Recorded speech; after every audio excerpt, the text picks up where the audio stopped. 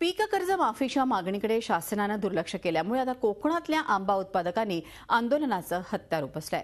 13 जुलैला रत्नागिरी जिल्हाधिकारी कार्यालयासमोर लाक्षणिक उपोषण करण्याचा निर्णय आंबा उत्पादक संघाच्या बैठकीत घेण्यात आलाय। मार्च, एप्रिल आणि मे महिन्यात आलेल्या अवकाळी पावसामुळे आंबा उत्पादकांचं मोठं नुकसान झालंय।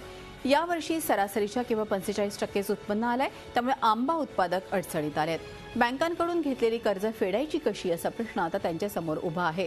हेक्टरी मदत आम्हाला नको तर केवळ पीक कर्ज माफी हवी आहे असं असताना सरकार लक्ष का देत नाहीये, या आंबा उत्पादकांशी आमच्या प्रतिनिधीनं बातचीत केली आहे।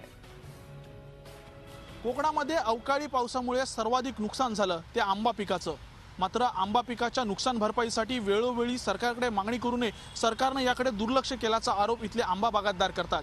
त्यामुळे आता सरकार विरोधात यल्गार पुकारण्याचा निश्चय इथल्या आंबा बागायतदारांनी केलाय। आपल्यासोबत आंबा बागायतदार प्रसन्न पेठे, नेमकी आता काय तुमची भूमिका आहे आणि काय तुम्ही सध्या करणार आहात? अवकाळी पावसामुळे शेतीचं यंदा प्रचंड नुकसान झालं आहे। वेळोवेळी सगळ्या प्रकारे आम्ही पत्रव्यवहार करून शासनाला याबाबत कल्पना दिलेली आहे, परंतु शासन मदत करतंय पण ते जुन्या पद्धतीने करतंय, ज्याला आमचा ठामपणे विरोध आहे।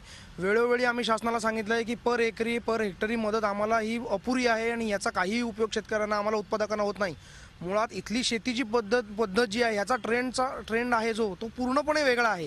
तर आम्ही आमचं शासनाला असं निवेदन दिलेलं आहे, ह्यापूर्वी 4 वेळा निवेदन देऊन झालेलं आहे की आम्हाला जी शासनाकडनं मदत हवी आहे ती कर्जमाफीच्या स्वरूपात हवी आहे।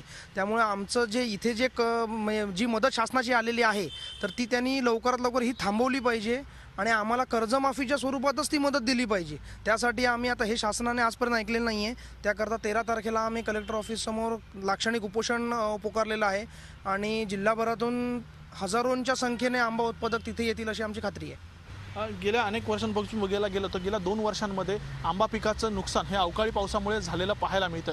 मात्र याकडे कोणत्याही प्रकारचं शासन जे आहे ते दुर्लक्ष करतं। त्यामुळे आता आंबा बागायतदार जे रत्नागिरीतले आहेत ते आक्रमक झालेत आणि येत्या 13 तारखेला लाक्षणिक उपोषणाच्या माध्यमातून सरकारला जाग करण्याचा निश्चय इथल्या आंबा बागायतदारांनी केला आहे। व्हिडिओ जर्नलिस्ट दीपक मोहितेसह प्रणव पोळेकर, झी मीडिया, रत्नागिरी।